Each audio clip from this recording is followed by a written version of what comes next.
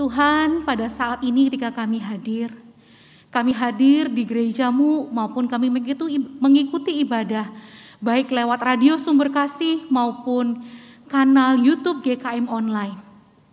Kiranya ketika kami mengikutinya, bukan karena ini sebagai sebuah keharusan, bukan karena ini sebagai sebuah rutinitas. Hari Minggu mau ngapain lagi kalau bukan ibadah? Tetapi benar-benar kami meyakini dengan utuh bahwa hidup kami membutuhkan Tuhan. Hidup kami tidak bisa lepas dari kuat kuasa Tuhan. Oleh karena itu Tuhan, benar lagu yang kami naikkan. I want to see you. Aku ingin melihat Engkau ya Allah dengan lebih jelas. Aku ingin belajar taat kepada kehendak-Mu. Biarlah selama kami hidup dan selama kami beribadah, itu bukan sekedar sebuah rutinitas dan aktivitas kami. Tapi ini adalah sebuah relasi yang terus ingin kami jalin dengan Tuhan. Supaya hidup kami di dunia ini tidak menjadi sia-sia. Tapi hidup kami, tujuan utama kami, agar nama Tuhan ditinggikan dan dipermuliakan di dalam hidup kami. Sertailah hamba-Mu yang penuh dengan kelemahan ini Tuhan. Kau kuasai hamba-Mu ini dengan kuasa-Mu. Layakkan hamba-Mu untuk boleh menyampaikan firman-Mu. Ya Roh Kudus, tuntun kami, lembutkan hati kami. Ketika firman itu berbicara dalam diri kami, jangan biarkan kami mengeraskan diri kami. Tapi kami boleh taat, melembutkan hati kami dan melakukan firman-Mu. Bersabdalah ya Tuhan, karena kami siap untuk mendengarkannya. Dalam nama Tuhan Yesus Kristus kami berdoa. Amin. Shalom Bapak Ibu Saudara sekalian. Bersyukur pada sore hari ini kita boleh berkumpul bersama-sama. Ini ya, pergumulan orang kacamata pakai masker, ada ngembun-ngembunnya di kacamatanya. Saudara, saya melepas masker bukan karena saya tidak mengikuti protokol ya. Di depan sini ada penghalang akrilik dan saya sudah melakukan serangkaian screening sehingga teman-teman dan Bapak Ibu saudara sekalian tidak perlu khawatir. Ini semua sebenarnya ingin menolong rekan-rekan yang ada di rumah yang harus mengikuti lewat online supaya tetap bisa mengikutinya dengan maksimal. Saudara, ketika kita berbicara tentang masker ya, seringkali kita salah begitu ya. Ada orang yang bilang aku udah pakai masker loh, tapi aku masih kena COVID gitu ya. Udah ditutup baik-baik, udah pakai tetapi masih kena. Kemungkinan saudara kita salah menggunakan masker. Kita akan menyaksikan klip singkat tentang bagaimana kita menggunakan masker dengan baik. Sering menggunakan masker, tapi sudahkah benar cara penggunaannya? Berikut cara yang benar menggunakan masker. Pertama, cuci tangan dengan sabun dan air mengalir atau bersihkan tangan dengan cairan berbahan dasar alkohol. Cek masker Anda dan periksa apakah ada sobekan atau lubang. Pastikan arah masker sudah benar. Pita logam terletak di sisi atas. Tekan pita logam atau sisi masker yang kaku sampai menempel sempurna ke hidung. Tarik sisi bawah masker sampai menutupi mulut dan dagu. Setelah digunakan, lepas tali elastis masker dari daun telinga sambil tetap menjauhkan masker dari wajah dan juga pakaian. Supaya tidak bersentuhan dengan permukaan masker yang mungkin terkontaminasi. Segera buang masker di tempat sampah tertutup setelah digunakan. Selanjutnya, bersihkan tangan setelah menyentuh atau membuang masker. Gunakan cairan antiseptik berbahan dasar alkohol atau jika tangan terlihat kotor, cuci tangan dengan air bersih mengalir dan juga sabun. Iya, seringkali kita buka tutup masker begitu aja gitu ya. Kita lupa nggak cuci tangan dan kita seringkali bukan menyentuh tali dari masker kita, tapi kita menyentuh permukaan yang seringkali terkontaminasi dan kita lupa untuk tidak mencuci tangan. Saudara, kelihatannya kita melakukan, kita menggunakan masker tapi toh bisa kecolongan. Bagaimana dengan orang-orang yang sama sekali tidak mau menggunakan masker? Saudara, ketika kita salah menggunakan masker atau bahkan tidak pakai masker, bisa kita menjadi pintu masuknya virus. Kita bisa tiba-tiba demam dan ketika kita swab kita didapati positif.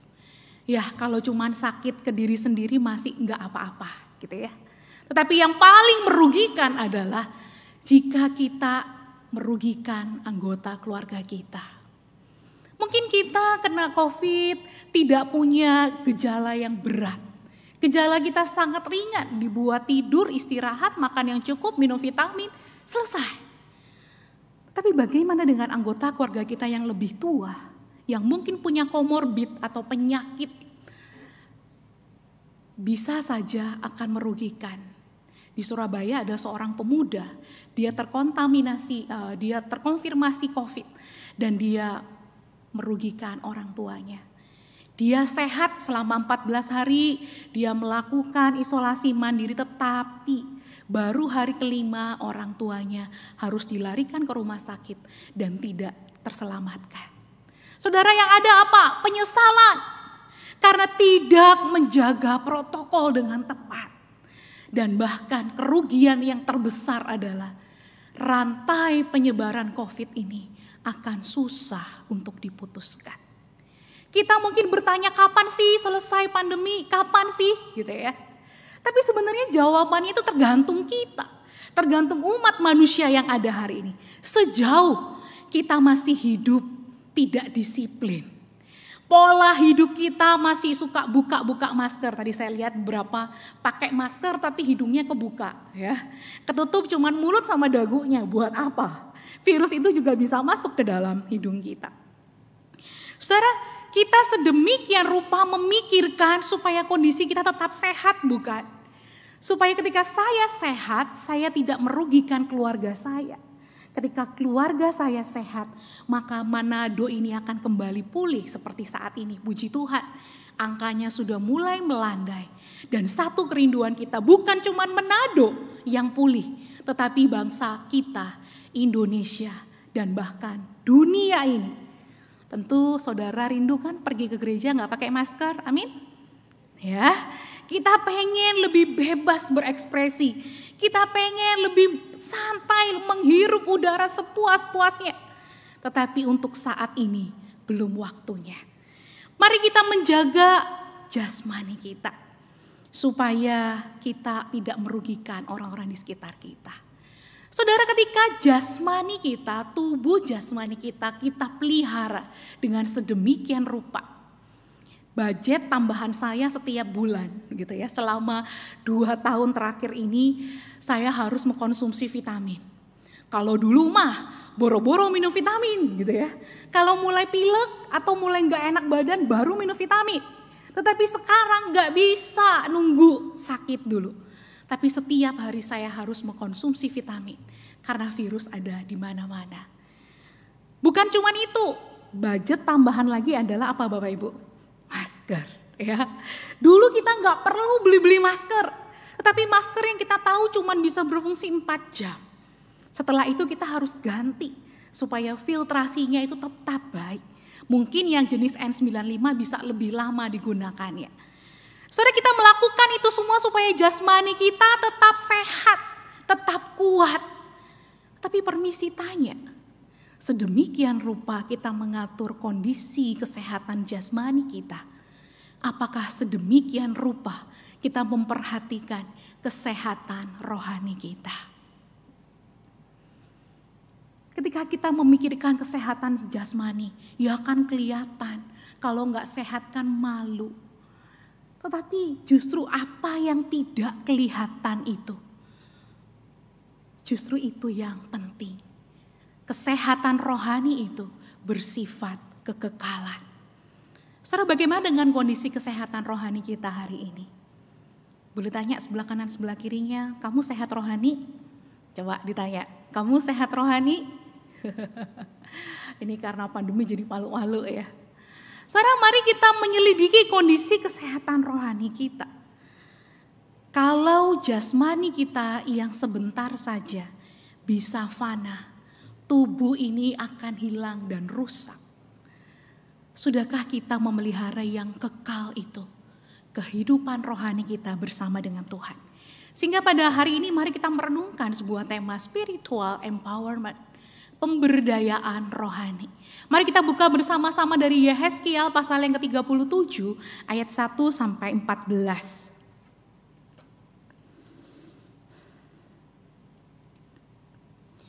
Ya, karena ayat ini cukup panjang, saya akan membacakan ayatnya yang ke-11 sampai dengan ayatnya yang ke-14. Mohon teman-teman, Bapak Ibu Saudara sekalian bisa membacanya di rumah nanti ayatnya yang pertama sampai dengan 14 secara utuh. Saya akan membacakan ayat yang 11 sampai 14. LAI memberikan judul Kebangkitan Israel. Firman-Nya kepadaku, hai anak manusia, tulang-tulang ini adalah seluruh kaum Israel. Sungguh mereka sendiri mengatakan, tulang-tulang kami sudah menjadi kering dan pengharapan kami sudah lenyap. Kami sudah hilang. Oleh sebab itu bernubuatlah dan katakanlah kepada mereka, beginilah firman Tuhan Allah. Sungguh aku membuka kubur-kuburmu dan membangkitkan kamu, hai umatku, dan dari dalamnya. Dan aku akan membawa kamu ke tanah Israel, dan kamu akan mengetahui bahwa akulah Tuhan pada saat aku membuka kubur-kuburmu dan membangkitkan kamu, hai umatku, dari dalamnya. Aku akan memberikan rohku ke dalammu sehingga kamu hidup kembali. Dan aku akan membiarkan kamu tinggal di tanahmu. Dan kamu akan mengetahui bahwa aku Tuhan yang mengatakannya dan membuatnya. Demikianlah firman Tuhan. Saudara, mari kita belajar dari latar belakangnya. Siapa sih Yehezkiel itu? Dan apa maksudnya dia menyampaikan? Tuhan izinkan dia menuliskan bagian ini. Latar belakangnya di sini Nabi Yehezkiel, ada seorang penafsir yang mengatakan dia kemungkinan seumuran dengan Daniel. Tetapi Daniel itu lebih dulu ada di negeri pembuangan. Karena Daniel terpilih menjadi orang-orang yang pandai dan dia mendapatkan beasiswa untuk sekolah di pemerintahan Babel. Tapi Yehezkiel adalah seorang yang dipersiapkan untuk menjadi seorang imam. Dan ketika Israel mulai kacau, barulah di situ Yehezkiel harus bersama-sama di negeri pembuangan. Nabi Yehezkiel ini dipakai Tuhan untuk melayani umatnya yang saat itu ada dalam pembuangan di Babel. Yehezkiel sangat gencar menyuarakan pertobatan umat dari kehancuran moral akibat penindasan dari bangsa Babel terhadap mereka yang lemah. Dan ketidaksetiaan mereka terhadap Allah. Mereka mengandalkan bangsa Asyur daripada Allah. Ibadah hanya sebagai rutinitas tanpa makna. Saudara, kondisi saat itu adalah kondisi bangsa Israel yang begitu kacau balau. Mereka tidak tahu sampai berapa lama lagi mereka akan bebas dari negeri pembuangan ini. Yang begitu menyiksa mereka, membuat mereka tidak nyaman, dan itu bukan hanya berpengaruh ke jasmani mereka. Tubuh mereka merasa letih, merasa tertekan. Tapi kehidupan rohani mereka juga mengalami kekacauan. Pada saat itu bait Allah telah dihancurkan oleh bangsa Babel. Secara politik mereka kalah telak karena mereka menjadi orang buangan. Dan secara spiritual mereka kehilangan hubungan yang baik dengan Allah. Sebab bait Allah saat itu memiliki fungsi keagamaan yang paling utama, menjadi pusat kehidupan keagamaan. Saudara, saat itu bangsa Israel mengatakan, ya buat apa kita bisa beribadah lagi, bait Allah udah hancur. Mereka lupa bahwa mereka bisa menyembah Tuhan di dalam roh dan kebenaran. Tidak peduli gedung atau sebuah tempat. Tapi saudara, dalam kondisi seperti itu manusiawi kalau mereka mengalami kemunduran secara rohani. Di dalam kondisi seperti itu, Tuhan mengizinkan dan Tuhan memanggil Yehezkiel untuk pergi. Dikatakan kalau Bapak Ibu baca dari ayatnya yang pertama sampai dengan ayatnya yang ke-10. Di situ Yehezkiel dipanggil oleh Tuhan untuk pergi ke sebuah lembah Dan lembah itu bukan seperti danau Linau yang pemandangannya hijau, indah, banyak kupu-kupu, udaranya sejuk. Saudara, lembah itu berisi tulang-tulang yang kering. Saudara bisa bayangin? Ada yang mau coba ke sana? Gitu ya, uji nyali ke sana. Kalau di Indonesia ada ya, di Toraja itu ada Ketekesu. Sebuah penguburan pemakaman yang digantung gitu ya, sehingga tulang-tulangnya itu berserakan. Saudara, Yehezkiel mendapatkan penglihatan saat itu dibawa oleh Roh Allah. Dia ditempatkan di tengah-tengah lembah yang penuh dengan tulang-tulang kering yang berserakan di mana-mana. Saudara, kita bisa membayangkan mungkin dalam hatinya Yehezkiel bilang, ya Tuhan, masa sih bawa aku ke tempat yang mengerikan seperti ini? Mbok ya aku dibawa ke tempat-tempat yang keren, ke tempat-tempat yang baik. Tapi saudara, lewat penglihatan ini Tuhan sedang menanamkan visi untuk membangkitkan kembali bangsa Israel. Saudara, ketika kita melihat tulang itu sangat kering. Jelas itu mungkin sudah bertahun-tahun lamanya jenazah itu meninggal dan tersisa tulang belulang. Bahkan ada yang menafsirkan kemungkinan ini terjadi peperangan yang sangat besar. Sehingga ketika mereka mati, mereka tidak sempat untuk dikuburkan karena begitu banyak orang yang meninggal. Sehingga mati dengan cara mengenaskan dan tulang-tulang itu berserakan di mana-mana. Saudara, di dalam PL, tulang itu dipahami sebagai lambang kekuatan dan daya topang hidup manusia. Tetapi ketika tulang-tulang itu menjadi amat kering, beda lagi ceritanya. Itu adalah sebuah tempat yang sangat mengerikan. Istilah kerennya beyond repair. Mustahil untuk bisa pulih. Mustahil pemandangan yang begitu mengerikan bisa menjadi pemandangan yang begitu berbeda. Saudara, apa yang Tuhan maksud ketika Tuhan membawa Yehezkiel melihat lembah yang penuh dengan tulang-tulang kering itu? Apa yang Tuhan maksudkan di sini? Ayat yang ke-11 mengatakan, tulang kering itu adalah seluruh kaum Israel. Sungguh, mereka sendiri mengatakan tulang-tulang kami sudah menjadi kering dan pengharapan kami sudah lenyap. Kami sudah hilang. Saudara, Tuhan memberikan visi yang khusus kepada Yehezkiel. Yehezkiel, engkau adalah nabi. Engkau lihat sekarang kondisi kerohanian bangsamu. Mereka tidak lagi bersemangat. Mereka kehilangan pengharapan. Bahkan kalimat yang terakhir, kami sudah hilang. Saudara, mengerikan bukan? Orangnya masih hidup, fisiknya masih ada, tetapi spiritnya udah gak ada. Mereka mengatakan mereka tuh sudah hilang. Saudara, ketika kita melihat hal ini, ada satu kata yang sangat mengenai, yaitu tentang hopeless. Berpuluh-puluh tahun mereka mengalami negeri pembuangan itu ditindas, diperlakukan dengan tidak adil. Sampai mereka memikir-mikirkan bagaimana caranya, oh ada bangsa Asyur, hubungi mereka, kita bekerja sama, siapa tahu bangsa Asyur bisa menolong. Tetapi ternyata tidak ada yang berhasil, saudara. Mereka semakin hopeless secara politik, mereka tidak punya kekuatan.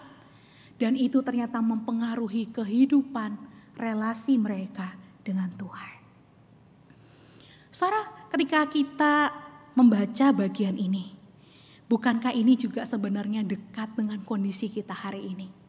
Mungkin engkau dan saya tidak sedang di negeri pembuangan. Kita tidak sedang mengalami penindasan. Tetapi ada keterbatasan demi keterbatasan selama pandemi ini yang membuat kita jadi tidak bersemangat lagi. Mungkin dulu mau pergi ke gereja senang gitu ya. Ketemu sama orang, apalagi orang Manado ini kekeluargaannya sangat dekat. Kalau ketemu itu cipika, cipiki begitu ya.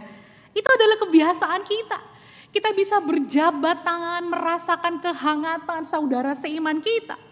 Tapi dengan kondisi yang pandemi begitu panjang ini, coba hitung, sudah berapa lama kita nggak berjabat tangan? Sudah berapa lama ibu-ibu tidak bercipika-cipiki sebagai tanda kita mengasihi? Saudara, bisa jadi kondisi yang penuh dengan keterbatasan ini juga bisa menggerus kondisi kerohanian kita hari ini. Bukan tulang kita yang kering, tetapi rohani kita yang kering. Ketika kita datang ke hadirat Tuhan, kita datang beribadah. Kalau dulu kita bisa memuji Tuhan dan kalimat itu bisa kita rasakan. Kita merasakan Tuhan sedang berbicara dengan kita. Tuhan sedang menegur kita. Tuhan sedang ngajak ngobrol kita lewat puji-pujian. Tapi saat ini kita menyanyi, ya seperti nyanyi aja. Bangkit sukan nama Yesus. Tapi tidak ada yang lahir dari kedalaman hati kita. Bahwa mulutku ini memuji di dalam roh dan kebenaran. Saudara mungkin yang mengikuti dari rumah, saya tidak tahu. Apakah engkau mengikuti dari rumah dengan sikap yang baik? Atau mungkin kau sedang disampingi dengan camilan gitu ya. Sambil dengerin firman Tuhan, sambil nyemil. Atau pakaiannya seringkali sudahlah di rumah aja. Pakai piyama juga gak apa-apa, Tuhan ngerti gitu ya. Saudara, kering rohani juga dicirikan dia kehilangan tujuan hidup dan prioritas. Kalau dulu kita bangun, kita semangat hari ini aku mau bekerja. Aku mau melakukan ini, aku akan melakukan itu. Tapi pernahkah kita bangun tidur dan kita berkata, ya masih hidup lagi ya. Mau ngapain ya hari ini? Ya paling kuliah lagi, paling kerja lagi, paling jadi ibu rumah tangga, paling jadi anak yang disuruh-suruh, paling kuliah online. Kita jadi kehilangan tujuan hidup kita. Hidup yang Tuhan desain untuk mempermuliakan namanya menjadi kehilangan arah.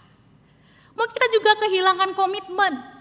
Dulu saat kita beribadah secara onsite ya, kita bisa cepat-cepat dari rumah ke sini berapa menit saya sudah harus berangkat jam sekian supaya sampai dengan tepat di tempat ini. Tapi sempat beberapa yang waktu kondisi pandemi begitu naik, tingkat COVID semakin tinggi, kemudian kita online kembali. Kalau dulu onsite, kita seniat itu punya komitmen, datang lebih cepat. Tetapi online, jam 6 ya? Ya udah jam 6 aja persis, tinggal klik, tinggal putar, selesai. Kita kehilangan komitmen kita untuk mempersiapkan diri kita datang ke hadirat Tuhan. Dulu ketika kita melayani, kita begitu bersemangat untuk datang rapat, menyampaikan aspirasi. Tetapi sekarang kondisi pandemi yang begitu panjang seringkali membuat kita kehilangan komitmen.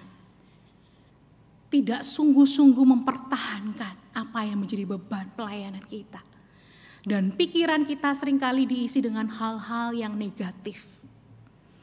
Ada orang yang dengan baik ingin menegur kita, tapi justru kita menganggap hal itu menjadi hal yang negatif. Dan yang paling menyedihkan, kekeringan rohani membuat kita kehilangan harapan.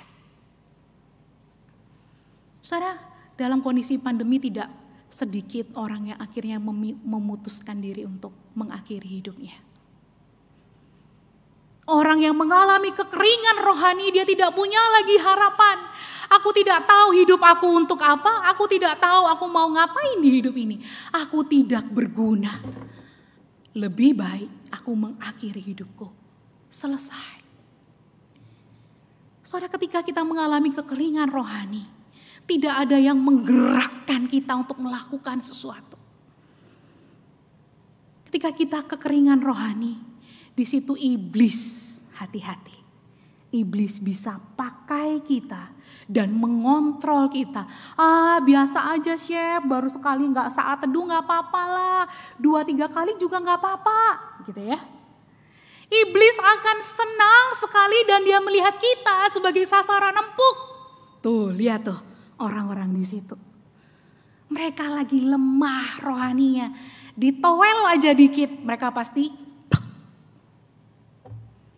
Saudara, hati-hati ketika kita mengalami hal yang serupa dengan bangsa Israel saat itu. Kondisi kerohanian kita kering, keronta. Adakah hari ini ketika kita menyadari, iya Tuhan, aku orang yang kering itu, kerohanianku sedang kering. Aku memuji Engkau tapi hanya mulutku yang memuji Engkau. Hatiku tidak menyembah Engkau. Aku membaca firman-Mu benar, tetapi setiap kali aku membaca firman-Mu aku tidak mengerti dan aku menyudahinya. Aku merasa itu sebagai rutinitas belaka. Saudara, ketika kita menyadari kondisi kita sedang mengalami kekeringan rohani, ada jenis-jenis orang. Orang yang pertama dia akan memikirkan bagaimana caranya supaya aku bisa bangkit dari kekeringan rohani ini. Tapi ada juga jenis yang lain, gak apa-apa. Tuhan tahu kok, kan cuman pandemi paling 2 tahun ini. Paling dia bisa ngerti kalau saya kering rohani, nanti juga saya akan bangkit. Hati-hati saudara, kalau masih ada waktu, kalau masih ada kesempatan. Tapi ketika waktu dan kesempatan itu diambil dari kita, engkau tidak punya waktu untuk berbalik dan kembali lagi membangkitkan, membangun kembali kerohanianmu. Saudara, di dalam kondisi yang sangat memilukan, kondisi yang hopeless, kondisi yang kering secara rohani. Di situ ketika Tuhan menyatakan penglihatan kepada Nabi Yeskiel. Dia mengatakan, bahkan tulang-tulang yang kering itu, yang tidak mungkin, yang mustahil untuk bisa bangkit kembali, aku bisa memberikan dia nafas. Bukan cuma nafas saudara, ayat yang ke-14 mengatakan, aku akan memberikan rohku ke dalammu sehingga kamu hidup kembali. Dan kamu akan mengetahui bahwa aku Tuhan yang mengatakannya dan membuatnya. Demikianlah firman Tuhan. Saudara, di sini kita meyakini bahwa ketika kita mengalami kering rohani, ada roh Allah yang tidak tinggal diam. Roh Allah yang senantiasa bekerja dalam diri kita. Roh Kudus yang terus mengingatkan, ayo Shebi, kamu belum saat teduh hari ini. Stop sebentar dari aktivitasmu. Lakukan dulu pembacaanmu hari ini. Roh Kudus terus mengingatkan kita, Roh Kudus ingin mengisi kita dengan penuh. Supaya kita dibangkitkan kembali. Tubuh rohani kita dikuatkan kembali. Mengalami kebangunan rohani. Lalu saudara, apa yang bisa kita lakukan di tengah-tengah kekeringan rohani yang kita alami? Paling mudah dihafal SOS ya. SOS ini adalah sandi Morse di mana artinya help gitu ya, tolong. Dan ketika kita mulai ada dalam fase ini, mari kita mengingat singkatan atau akronim ini. SOS. S yang pertama, scripture. Saudara, dalam bulan Oktober ini, di dalam bulan kita memperingati reformasi gereja. Salah satu sola yaitu sola scriptura. Back to the Bible. Kebenaran yang absolut.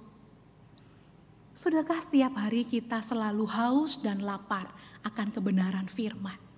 Atau setiap pagi saat kita buka mata yang memanggil kita adalah WhatsApp? Yang memanggil kita adalah Instagram. Wah, banyak yang follow saya. Banyak yang likes picture saya, gambar saya. Konten saya viral. Saudara, mana yang menjadi prioritas? Ketika kita menyadari kita mengalami kering rohani, kita butuh bantuan. Dan firman Tuhan ini adalah satu-satunya alat. Di mana kita boleh terus mengalami haus dan lapar akan kebenarannya. Saudara, baca firman gak cukup. Kalau kita cuma sekedar baca, selesai, itu gak ada gunanya. Tetapi yang terpenting adalah obedience. Taat akan tuntunan Tuhan. Taat akan firman Tuhan. Firman Tuhan hari ini berbicara A, saya akan melakukan A. Firman Tuhan hari ini berbicara B, Tuhan tuntun saya supaya saya taat melakukan B. Ketaatan. Dan yang terakhir, ketika kita sudah kembali mengatur waktu membaca firman dengan baik, ketika kita belajar untuk mentaati firman Tuhan, tetapi ada kalanya toh kita akan jatuh. Tapi ketika kita jatuh, jangan menyerah. Tetapi surrender, belajar berserah. Kita tahu bahwa kita bangkit rohani, kita gak bisa dengan kekuatan kita. Siapa kita manusia yang berdosa? Kita lebih suka kepada dosa daripada kepada firman Tuhan. Kita lebih suka kepada dunia daripada hal-hal sorga. Tapi kita butuh berserah, Tuhan. Aku gak mampu. Tuntun aku. Mampukan aku. Sehingga aku bisa melewatinya. Aku mau bangkit dari kekeringan rohaniku bersama dengan Engkau. Ketika aku jatuh lagi, aku gagal lagi, aku akan belajar berserah penuh. Bahwa Roh Kudus terus bekerja menegur hatiku dan membuat aku terus berjalan di dalam jalan yang benar.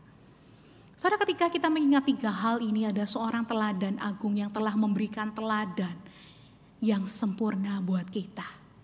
Saudara, jangan kau mengatakan ya Yesus kan memang 100% Allah. Tapi jangan lupa dia pun 100% manusia. Ketika dia dicobai, dia puasa selama 40 hari dan dicobai oleh iblis. Apa yang Yesus katakan? Dia sendiri adalah firman hidup. Dan hidupnya tidak bertolak belakang dengan firman itu. Selalu Yesus menanggapi dengan sebab ada tertulis. Lagi-lagi Kristus dekat dengan firman. Dia bukan cuma dekat dengan firman, tapi dia juga mentaatinya. Ketika dia berdoa di Getsemani, dia menyadari bahwa cawan itu begitu pahit. Jika boleh ya Tuhan, cawan ini lalu dari aku. Tetapi bukan kehendakku, melainkan kehendak-Mu yang jadi. Saudara, kita belajar taat. Bukan cuma maunya kita, nanti Roh Kudus sudah tuntun kita, Roh Kudus sudah berbicara kepada kita, tetapi kita mematikan suara Roh Kudus. Karena kita tidak taat. Mari kita meneladani Yesus Kristus. Bahkan dia pun belajar berserah. Di saat dia menyadari cawan ini, jalan salib itu harus dia jalani. Yesaya mengatakan dia bagaikan induk domba yang keluh, tidak membuka suaranya, dia tidak melawan, dia tidak membantah. Dia membiarkan dirinya ditindas. Itu adalah wujud dia berserah dan meyakini bahwa Bapaknya tidak meninggalkan dia. Walaupun memang di terakhir dia mengatakan, oh ini Eloi, Eloi lama sabatani, Allahku mengapa engkau meninggalkan aku. Tapi dia belajar untuk berserah. Sehingga ketika Yesus melewati ini semua, dia ditinggikan dan dipermuliakan. Saudara, kalau kita melihat 100% keilahian Yesus Kristus, tentu kita bisa mengklaim bahwa dia adalah manusia satu-satunya yang paling rohani yang ada di dunia ini. Tapi jangan lupa dia juga 100% manusia. Dia tidak pernah melupakan waktu pagi bangun subuh-subuh. Dia mencari tempat yang sepi untuk dia bisa berdoa di sana. Berelasi dengan Bapaknya. Saudara, Yesus saja taat. Yesus saja terus menjalin relasi. Dia mengutamakan kepentingan rohaninya. Relasi dia dengan Bapa. Apalagi kita orang yang berdosa. Kita sangat-sangat membutuhkan dia. Membutuhkan kekuatan Allah. Akhir dari perenungan firman Tuhan pada malam hari ini. 1 Tesalonika 5 ayat 23. Semoga Allah damai sejahtera menguduskan kamu seluruhnya. Dan semoga, saudara perhatikan di situ. Yang paling pertama disebut adalah roh, jiwa, dan tubuhmu. Artinya kehidupan roh itu begitu penting. Kesehatan jiwa kita penting dan tubuh itu penting. Terpelihara sempurna dengan tak bercacat pada kedatangan Yesus Kristus, Tuhan kita. Kiranya Tuhan Yesus menolong kita untuk melakukan firman-Nya. Bangkit dari kekeringan rohani ini. Dan kita dengan penuh pertolongan Tuhan, tuntun saya Tuhan, untuk kembali menikmati Engkau, menikmati hadirat-Mu, merasa puas di dalam Engkau. Saya undang kita semua untuk bangkit berdiri. Mari kita menyanyikan lagu ini sekaligus komitmen kita. Bapa, pegang tanganku. Aku rindu saat teduh bersamamu. Mari kita menaikkan pujian ini, kita menghayati kalimat demi kalimatnya. Dan ini bukan sekedar pujian kita, tapi adalah doa kita. Untuk kembali dihidupkan kerohanian kita. Bangkit dari kekeringan rohani. Dan berjalan bersama-sama dengan Bapa sampai akhir hidup kita.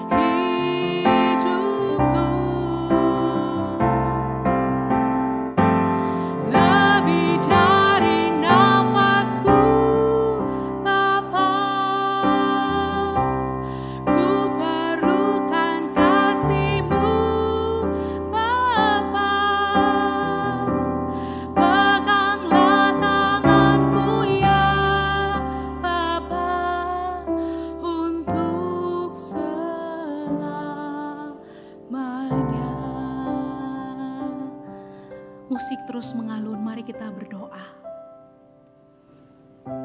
Tuhan, ini kami anak-anak-Mu. Seringkali kami menyampingkan masalah kesehatan rohani kami. Kami pikir cukup dengan kami memberikan nutrisi bagi jasmani kami itu selesai. Tapi kami lupa, jasmani kami itu begitu fana dan mudah hancur. Tapi tubuh rohani kami bersifat kekal adanya. Saat ini ya Tuhan, ketika anak-anak-Mu termasuk hamba-Mu yang menyampaikan firman Tuhan, ketika Roh Kudus menjamah hati kami, biarlah kami tidak bangga menjadi orang-orang yang mengalami kekeringan rohani. Tetapi saat ini juga kami mau berkomitmen, kami mau datang kepada Tuhan. Menyadari keberdosaan dan kekeringan rohani kami. Kami butuh Tuhan menolong kami. Berjalan bersama dengan kami. Bersaat teduh bersama dengan Engkau. Inilah kami Tuhan, anak-anak-Mu. Jangan biarkan kami menyia-nyiakan waktu kami. Mengisi hidup kami dengan hal-hal yang tidak tepat. Hanya karena kerohanian kami yang belum beres. Mampukan kami ya Roh Kudus. Sebagaimana firman-Mu hari ini. Engkau menyatakan, Allah menyatakan Roh Kudus bagi setiap kami. Supaya kami mengalami kebangunan rohani. Kebangkitan rohani. Ini kami anak-anak-Mu Tuhan. Ketika kami pulang dari tempat ini, biarlah besok pagi satu yang kami ingat. Firman-Mu yang kudus. Bersaat teduh dengan Engkau menjadi tempat yang indah. Menjadi kesenangan yang ingin kami lakukan. Di mana kami juga belajar untuk taat kepadamu.